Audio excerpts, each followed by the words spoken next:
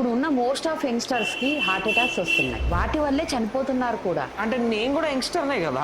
చావు ఎప్పుడు ఎలా వస్తుందో తెలుసుకోవాలనుకుంటున్నావా? అంటే నిజంగానే మన చావు ఎప్పుడు వస్తుందో ఎలా వస్తుందో తెలుసుకోవచ్చా? రేతీశ్వరన్ కోయిల్ టెంపుల్ తమిళనాడులో ఉంది. ఇది అక్కడ మోస్ట్ ఫేమస్ టెంపుల్ కూడా. దీన్ని నాడి జ్యోతిష్య టెంపుల్ అని కూడా అంటారు. ఈ టెంపుల్ కున్న చరిత్ర ప్రకారం అగస్త్య మహర్షి ప్రతి ఒక్కరి రాతని ఈ టెంపుల్లో ఉన్న పత్రాలలో రాసి పెట్టారట. ఈ తాటి పత్రాలు 2000 సంవత్సరాల క్రిందవి. 2000 సంవత్సరాల క్రితం వా?